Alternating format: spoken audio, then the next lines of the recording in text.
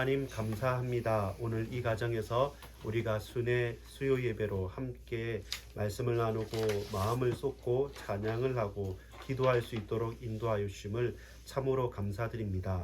내 영혼아 여호와를 송축하라. 이 모든 만물들아 여호와를 송축하라.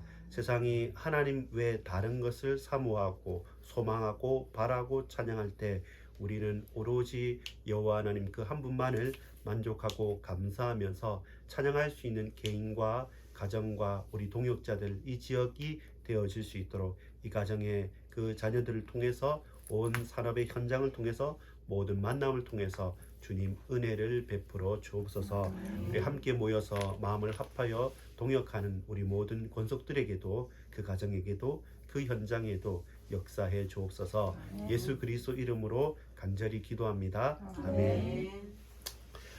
여러분 반갑습니다. 오늘 수요 예배 또 이천 지역 순회 예배로 격주로 드리는 가운데 오늘 임승호 집사님, 이수진 집사님 가정 또 정희 또 정민 자매 그리고 우리 병건 형제까지 온 가정과 가문이 하나님 베풀어 주신 은혜가 있고 그 복이 있고 또 우리의 각자의 만남과 삶을 통해서 하나님께 드려지는 최고의 찬양이 되어지기를 간절히 소망합니다. 오늘 우리 한번 제목을 같이 한번 읽어보겠습니다. 찬양입니다. 제목 시작. 찬양 주의 은혜를 잊지 말지어다. 그렇습니다. 하나님의 은혜, 나중에 보면 은택, 하나님의 인자하심과 긍휼이라고 하는 하나님께서 우리에게 베풀어 주시는 그 은혜를 잊지 않고 기억하면 우리는 찬양할 수밖에 없습니다. 찬양치 않을 이유가 어디에서도 발견되어지지 않습니다. 그래서 하나님의 은택이 내게 있고 하나님의 은혜가 우리에게 충실하게 베풀어지게 된다면 우리의 고백이 찬양 빼고 다른 고백이 있을 수 없습니다. 저와 여러분 사람에게 위로를 받고 다른 내 삶의 배경 속에서 내 만족을 찾으려고 한다면 그것은 가면 갈수록 어떻습니까? 후회가 넘치게 됩니다. 또 우리에게 늘 한계와 딱 막다른 골목을 만날 수 있는데 오로지 단 하나 영원하신 하나님께서 우리 가정과 우리 개인과 몸된 교회에 은택을 베풀어 주시고 은혜를 베풀어 주신다고 한다면 우리는 그 모든 것을 다해서 우리 전 인격과 존재를 다해서 하나님을 찬양할 수 있습니다. 또 그것이 복된 우리의 정체성이고 우리를 그렇게 찬양할 수 있도록 불러주셨습니다. 왜 그렇습니까? 하나님의 은혜, 하나님의 은택을 저와 여러분이 잊지 않고 기억할 수 있다고 한다면 그러면 거기서부터 참된 시작이 됩니다. 오늘 이 다윗의 시입니다. 다윗의 시고 103편, 104편, 105편 전부 다 찬양시입니다.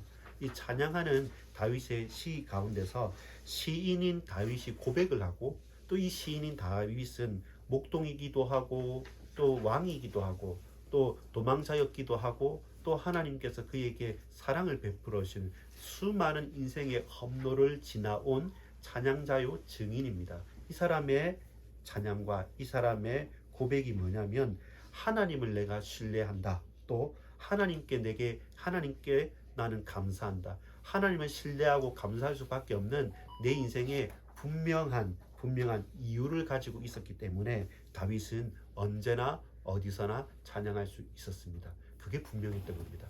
수많은 질곡이 있습니다. 문제도 있습니다. 어려움도 있습니다. 근데 그 모든 것을 지나서 하나님 내게 베푸신 은혜와 그 사랑과 그 커다란 축복을 받았기 때문에 내 인생에 있어서 다른 사람은 어떻게 찬양할 수 있습니까? 어떻게 기도할 수 있습니까? 어떻게 하나님께 순종할 수 있습니까? 라고 질문을 하지만 저와 여러분 내 인생의 모든 물음표 가운데 느낌표로 답을 할 수 있는 거죠. 그럼에도 불구하고 하나님 나와 함께 하셨고 나를 붙드셨고 그 깊은 골짜기에서 건지신 분이 내 노력도 아니고 다른 사람의 도움도 아니고 오직 여호와 하나님께서 나에게 베푸신 은혜라는 이유 있는 찬양이 있었고 이유 있는 고백이 있었던 것이죠. 그래서 우리가 그 이유를 내 인생의 모든 질문 가운데 저와 여러분이 예수 그리스도라고 하는 느낌표로 답을 찾을 수 있는가, 그 질문들을 늘 해볼 수 있어야 됩니다. 거기에 오늘 이 본문 시편 103편 1절부터 22절까지 보면 이게 어떤 시편이냐면 알파벳 찬송이기도 합니다. 쉽게 말해서 저번에 우리가 봤던 것처럼 119편처럼 알렙 베이트 김메라는 그 쭉 있는데 이건 그 순서대로 있진 않지만 22자인 그 히브리 자음을 가지고 있습니다. 시편 33편도 그렇고 오늘 시편 103편도 그런데 그 말은 뭡니까? 우리가 기억해서 노래 불러서 계속 마음에 간직해라는 것이죠. 그만큼 찬양의 이유가 분명하고 내 뼛속 깊이 새겨지고 늘 고백하고 늘 외고 늘 찬양하고 늘 말할 수 있을 만큼 내게 평생의 중요한 인생의 고백이 되어야 된다는 것이죠. 하나님의 은택인 성품, 그 궁율하심과 그 인자하심이 나를 구원하셨기 때문에 우리는 구원받은 그 은혜를 받은 자로서 하나님께 영광을 찬양을 돌릴 수가 있는 것이죠. 여러분 한번 같이 고백합시다. 우리는 항상 하나님을 찬양할 수 있는가? 이 질문이 필요합니다. 우리는 항상 하나님을 찬양할 수 있는가라고 질문할 때 그때 여러분 우리가 오늘 본문처럼 여러 가지를 생각하겠죠. 하나님 이런 분이다. 이렇게 나를 구원하셨다. 근데 오늘 1절부터 2절 그리고 20절부터 22절 보면 그 처음과 끝에서 어떤 고백이 있냐면 권면합니다. 강력하게 권면합니다. 그 말은 뭐냐면 내가 하나님을 찬양합니다. 내 영혼아 여호와를 찬양하라. 그리고 또 20절부터 22절까지 보면 나뿐만 아니라 인간들뿐만 아니라 하늘의 천군도 하나님께서 부리시는 천사도 너희 천군이여 너희 천사여 너희들도 나와 같이 찬양하라. 내 영혼아 여호와를 찬양하라. 너희여 여호와를 찬양하라. 이 처음과 끝과 처음과 마침과 시작과 마무리가 결국 뭐냐면 하나님을 찬양해라고 그 스스로가 자기 자신에게 명령하고 내가 아는 모든 이 세상의 만물들도 다 여호와 하나님을 찬양할 수 있도록 그들에게 선포하기도 합니다. 그게 뭡니까? 확신이고 고백이고 감사입니다. 그냥 어떨 때 다른 사람이 보는 눈이 없을 때 그냥 나 혼자만의 소소한 행복으로서 종교 생활로서 예수님을 믿고 성경도 찾아보고 좋구나 라는 것이 아니라 모든 만물 앞에 내 인생 전체를 놓고 하나님을 찬양하고 너희도 나와 함께 하나님을 찬양하자 라고 하는 이유 있는 인생의 고백. 그래서 우리는 항상 하나님을 찬양할 수 있습니까? 랄 때 아멘으로 고백할 수 있는 저와 여러분의 인생이 되기를 소망합니다. 그건 믿음의 반응입니다. 우리 주일 예배를 한번 생각해 보자면 한나의 반응이죠.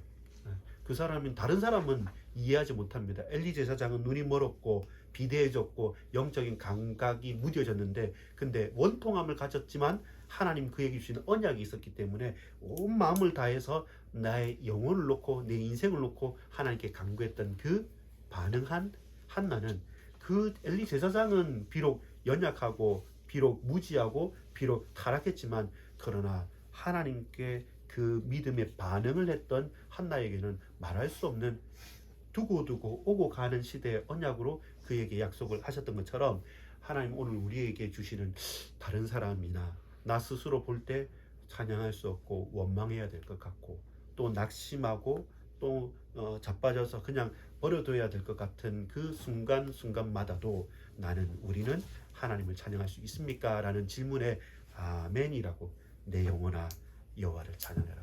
너희여 천군이여 천사여 이 세상 모든 만물들아 여호와를 찬양하라. 이 고백을 할 수 있다고 한다면 오늘 우리가 이 예배의 목적과 우리의 인생의 목적이 딱 맞아 떨어지게 되는 겁니다. 본론의 제목을 한번 읽어보겠습니다. 시작. 여호와 하나님의 인자하심과 긍휼하심을 찬양합시다. 여호와 하나님의 인자하심과 그 긍휼하심을 찬양합시다. 왜 그렇습니까? 하나님의 은택을 찬양합니다. 하나님께서 우리에게 베푸신 은혜와 우리의 베푸신 혜택, 우리에게 주신 응답이 뭡니까? 1절에 보면 내 영혼아 라고 고백합니다. 스스로 하나님께 스스로 하나님을 예배하도록 촉구합니다. 내 개인에게.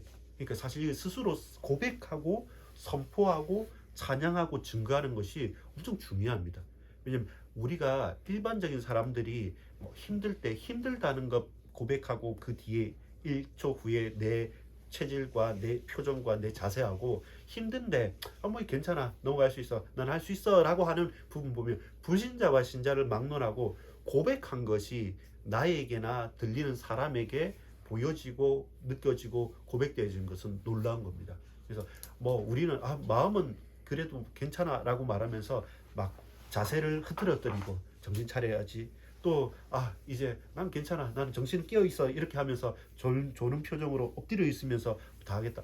사실 그렇게 인간은 창조되지 않았습니다. 그래서 하나님을 적극적으로 스스로가 하나님을 찬양하겠다고 촉구합니다. 내 영혼아 여호와를 찬양하라. 내 속에 있는 것들아, 내 속에 있는 모든 것들아, 내 영혼 전체가 하나님을 바라보는 거죠. 그때 예배의 동기가 뭡니까? 어떻게 예배할 수 있습니까? 하나님께서 우리에게 베푸신 이 은혜로운 혜택과 축복과 응답이라는 것이 세상의 사람들이 보는 것과는 조금 차이가 있어요. 뭐냐면 죄악을 사하여 주신 것입니다. 우리의 병을, 연약함을 고치고 치유하신 것입니다. 그리고 속량하신 거예요. 나를 구원하셨다는 말입니다. 그 구원하심이 하나님의 인자하심과 궁율입니다. 오늘 본문의 4절에 보면 내 생명을 파멸해서 속량하시고, 이 파멸은 이 히브리 말 그대로 웅덩이랍니다. 또 음부, 밑에 깊은 계곡 같은 땅 밑이란 건 그 뭡니까? 사망이 파멸된 건 뭡니까? 죽음이죠. 죽어서 지옥 가고 죽어서 음부에 내려가고 죽어서 무덤에 갇혀있는 거기서도 하나님께서 나를 속량하시고 건져내셨다는 것입니다. 저와 여러분에게 베푸신 은혜가 죽은 것 같은 위기와 죽어있는 완전히 메말라 버렸던 우리 인생을 하나님께서 속량하시고 힘주시고 다시 갱신시키시고 새롭게 하시게 된다면 그 인생이 달라지는 거죠. 이게 누가 체험했냐면 내 영혼아, 개인이 체험을 했다는 거예요. 다른 사람이 알든 모르든, 다른 사람이 인정하든 인정하지 않든, 근데 나는 구원을 받았거든요. 근데 누구에게도 말할 수 없는 내 심각한 이 죄악과 하나님을 떠난 내 우상 숭배했던 이 영혼에서 하나님 나를 건지셨다는 겁니다. 그거는 내가, 내 영혼이, 내 인생의 내 모든 것들이 하나님을 향하게 되면서 고백이 되는 거죠. 고백이 되기 때문에 거기에서는 분명한 것이 되는 것이죠. 어떻게 해요? 5절에 보면 좋은 것으로 내 소원을 만족하게 하사 네 청춘을 독수리같이 새롭게 하신다. 우리 인생이 늙었다, 내가 얼마 남지 않았다, 나는 노쇠하였다, 힘이 없다. 그런데 하나님께서 너를 독수리같이 젊게, 네 젊음을 새롭게 리뉴얼, 완전 새롭게 갱신시켜가는 것. 그렇다 뭡니까? 이게 AS가 아니고 완전히 리셋돼가지고, 주로 무슨 개념입니까? 리퍼폰을 받는 겁니다. 새 건 아닌데, 근데 고치는 게 아니라 완전 새로운 걸, 딴 걸 주는 겁니다. 내 인생이 바뀌어진 겁니다. 조금 개선해가지고, 이거 힘든데 이거 좀 낳고, 저거 힘든데 그거 좀 채우고, 그게 아니라 완전 새로운 것으로 바뀌어지는 것이죠. 이것이 개인의 고백이었는데, 그 뒤로 가면 뭐냐면 하나님이 구체적인 당신께서 행하시는 성품을, 당신이 하시는 역사들을, 일들을 설명합니다. 그게 뭐냐면 억압당하는 모든 자. 6절에 보면 여호와께서 공의로운 일을 행하시도다. 우리 개인에게 사적으로 가장 은밀하고 내밀한 것 가운데 우리를 구원하셨다면, 이제는 하나님께서 드러내놓고 공적으로 공동의 의로운, 크고도 놀라운 공의로운 일을 우리 행하십니다. 그러면서 개별 개인이 아니라 누구에게요? 억압당하는 모든 자들을 위하여 심판하시는도다. 하나님께서는 내 개인적인 구세주만이 아니라 우리의 개인도, 우리의 가정도, 우리 교회도, 우리 지역도, 이 나라와 민족도 하나님께서는 그 손으로 창조주 하나님께서 다스리시는 만왕의 왕이 되시는 거죠. 그래서 억압당하는 모든 자, 나에게 속량하시고 역사하셨던 것처럼 하나님께서 내 개인뿐만 아니라 우리 온 가정을, 우리 두고 온, 우리 낳고 온, 우리 떨어져 있는, 우리 붙어 있질 않지만 우리 있는 모든 가정과 가문과 우리가 가고 온, 지나왔던 모든 가구와 이 현장까지 하나님께서 공의로운 일을, 개인에게는 좋은 일을 하나님께서 지금도 지속적으로 행하고 계시는 겁니다. 7절에 보면 그 행위를 모세에게, 그의 행사를 이스라엘 자손에게 알리셨도다. 그렇죠?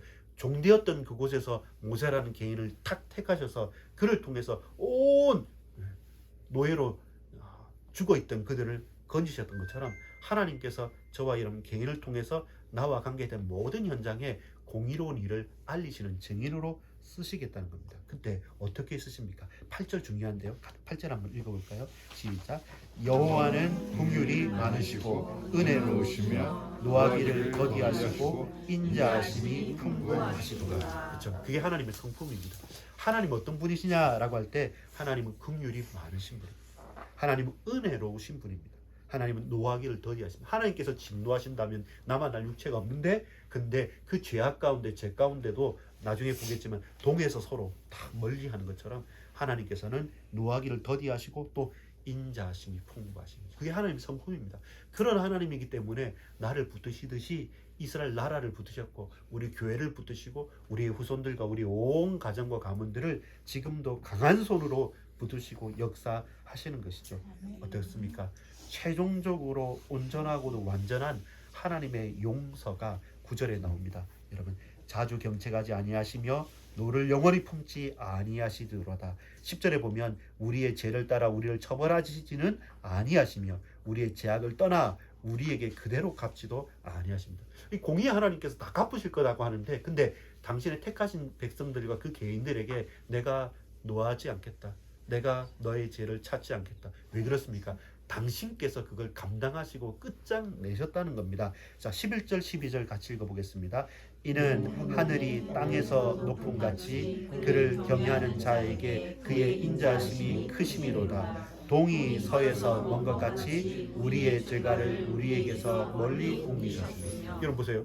11절은 땅이 하늘에서 먼 것처럼, 이거 어떻게 비교가 됩니까? 그만큼 하나님의 인자하심은 너무 큰 겁니다. 그 신실하신 인자하심이, 하나님 우리를 사랑하심과 우리를 용서해 주심이 이게 땅이 하늘과 비교할 수 없이 무한대로 큰 것처럼 그 인자하심이 너무 크니까 우리의 죄가 있으면 죄책을 당하고 진노함을 받아서 죽어야 되는데, 너의 죄가가 죄를 지어서 그 죄책이 있지 않습니까? 그 죄가가 동에서 서로, 서에서 동으로 먼 것처럼 하나님께서 안 보시겠다, 내가 없이 하겠다는 것입니다.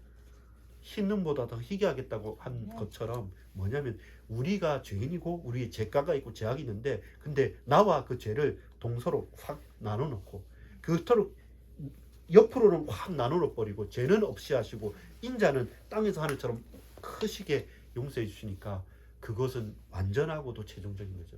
사람이 용서할 수도 없고 사람이 위해 줄 수도 없는데, 우리 하나님의 인자하심, 신실하심과 그 처벌과 안갚음과 죄가는 없고 멀리 하신다는 것. 그래서 저와 이는 무엇이 있든지 하나님 앞으로는 나갈 수 있습니다. 나 스스로도 이해가 안 되고 나 가까이 있는 우리 가족들도 몰라주지만, 그러나 그 치명적인 우리의 죄악과 약점도 하나님께서는 그 동에 있다, 너는 서에 있지 않냐, 그거 나는 하늘보다 땅보다 더 높다라고 하면서 우리를 붙드신다고, 우리를 용서하신다고 약속해 주셨습니다. 그것이 하나님의 성품입니다. 이런 하나님이기에 우리가 무엇을 가지고 나갈 수 있고, 이런 하나님이기에 우리는 하나님을 찬양하고 그 하나님께 영광을 돌릴 수 있는 겁니다. 3번의 제목을 한번 읽어보겠습니다. 하나님의 백성, 자기를 경외하는 자들은 하나님을 찬양합니다. 이제 우리가 실천할 겁니다. 그럼 우리는 어떻게 살겠습니까? 하나님의 백성으로 부름받은 자, 자기 하나님을 나의 하나님으로 믿고 하나님을 경외하는 자들은 하나님을 찬양할 수 있습니다. 어떻게 설명하냐면 13절 14절에 보면 아버지가 자식을 긍휼히 여긴같이, 자식에게 회초리를 대기도 하고 또 꾸짖기도 하지만 그 아버지가 자녀를 사랑하고 긍휼히 여긴같이 하나님과 하나님의 자녀의 관계입니다. 하나님께서 저와 여러분의 아바 아버지라 부르실 수 있도록 우리에게 생명을 주셨습니다. 우리는 예수 그리스도로 말미암아 하나님의 자녀가 됐습니다. 그 생명적인 관계로 연결되어져 있기 때문에 그것은 누가 어그러 놓거나 누가 뗄래야 뗄 수 없는 사랑하심의 관계고 생명적인 관계입니다. 그래서 저와 여러분은 하나님 앞에 나갈 수 있는, 하나님께 기도할 수 있고 찬양할 수 있는 자격이 있는 것이죠. 하나님 자녀의 분명한 신분과 분명한 권세와 분명한 신앙 고백이 우리에게 주어진 축복이고 우리에게 베풀어진 하나님의 은택입니다. 그러나 우리는 유한하지 않습니까? 그렇기 때문에 이 한계 있고 유한한 인간을 향한 하나님의 영원하신 하나님의 한량없는 은혜와 사랑과 인자하심이 우리에게 필요합니다. 15절에 보면 인생은 그날이 풀과 같으며 그 영화가 들의 꽃과 같도다. 그것은 바람이 지나가면 없어지나니 그 있던 자리도 다시 알지 못하거니와. 17절 같이 읽읍시다. 여호와의 인자하심은 자기를 경외하는 자에게 영원부터 영원까지 이르며 그의 의는 자손의 자손에게 이르니. 그래서 뭡니까? 이 하나님이기 때문에 나는 실천할 수 있습니다. 고백할 수 있습니다. 왜 그렇습니까? 이제 우리가 할 거라고 한다면 3번에 경외하는 자들의 실천 18절입니다. 18절 읽겠습니다. 곧 그의 언약을 지키고 그의 법도를 기억하며 행하는 자들에게로라. 그렇죠. 하나님의 언약을 그리고 저와 여러분에게 주신 그 법도를 기억하고 행하는 것. 그게 우리가 살아가는 거죠. 하나님 말씀 붙잡고 그 기도하며 그 말씀 지키고 그 말씀 따라서 가는 거죠. 그게 우리에게 주어진 복된 길인 것입니다. 결론을 맺겠습니다.